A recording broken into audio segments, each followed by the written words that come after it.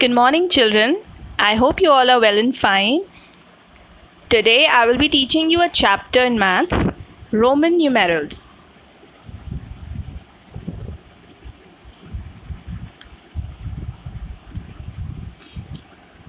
Roman numerals. Now, do you all know what are Roman numerals? क्या आप लोगों को पता है कि Roman numerals क्या होते हैं? आपने पढ़ा है पहले?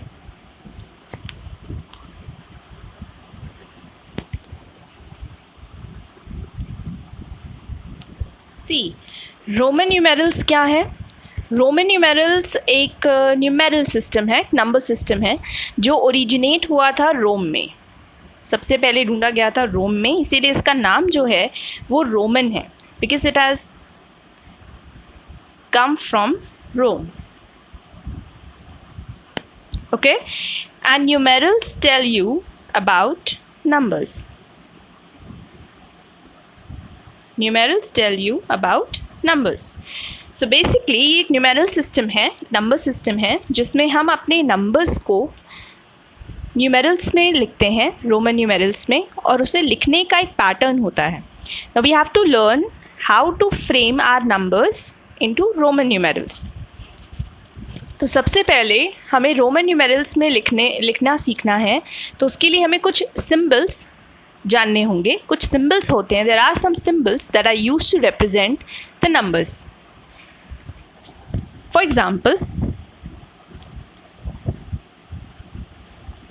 this is 1, this is 5, this is 10, this is 50, this is 100, this is 500, and this is 1000. Now these are the basic symbols out of which we can frame all the Roman numbers. जितने भी आपके Roman numbers हैं उन सब में यही कुछ basic symbols हैं जिनका यूज़ किया जाता है, उन्हें आपस में मिक्स किया जाता है, मर्ज किया जाता है, जिससे कि आपके रोमन न्यूमेरल्स बनते हैं।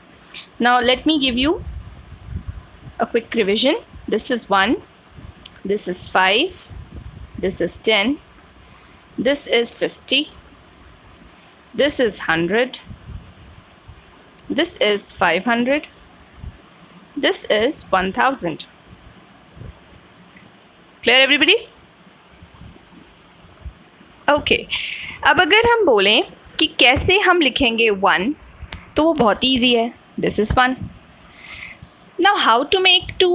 तो हमें बहुत अच्छे से पता है that 1 plus 1 gives you 2.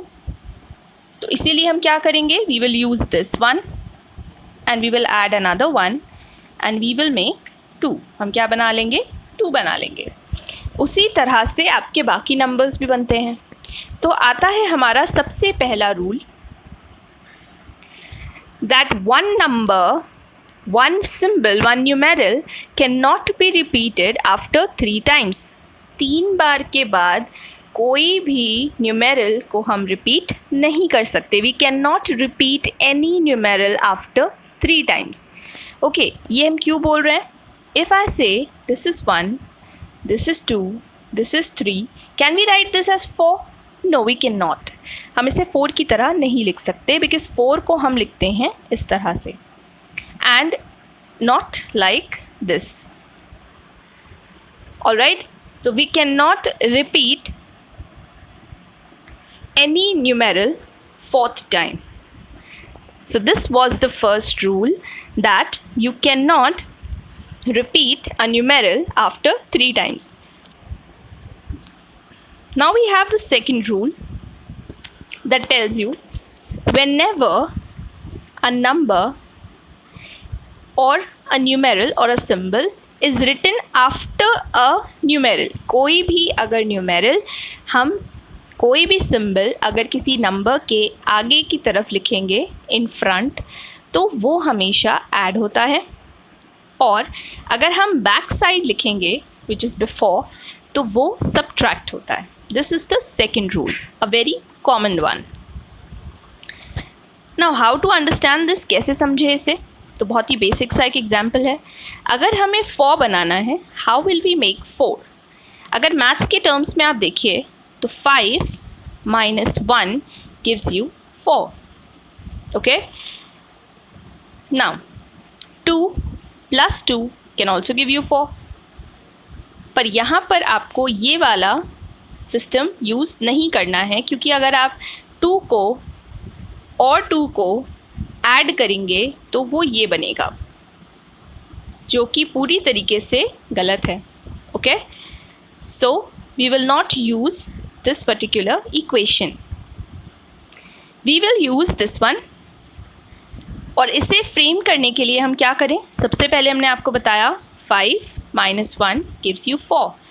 तो हमने लिखा यहाँ पर 5 जो कि हमारा सिंबल है. देन उसके जस्ट बैक में हमें क्या करना है, एक माइनस करना है. तो इसीलिए हम क्या बना देंगे, दिस विल बी आर 4. कोई भी साइन अगर किसी नंबर न्यूमेरल के बैक में लगेगा विच इज़ बिफोर, तो वहाँ पर हम ऑटोमेटिकली इसे कंसिडर कर लेंगे to be minus. So this is 4. Now if I tell you, हम लोगों ने काफ़ी सारे डिस्कस किए, this is 1, this is 2, okay, this is 3, then we have 4, now 5, an easy one. Now how will we frame 6? So it's again easy. We will write 5 and we will put 1 after it, which makes it plus and will give us 6.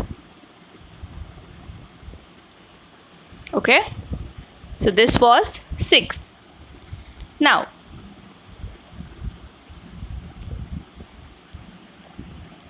what about 7? How can we make 7? Again that goes 5 plus 1 plus 1 gives you 7. So this is 7. Similarly, we can make 8. How to make 8? 5 plus 1 plus 1 plus 1 gives you 8.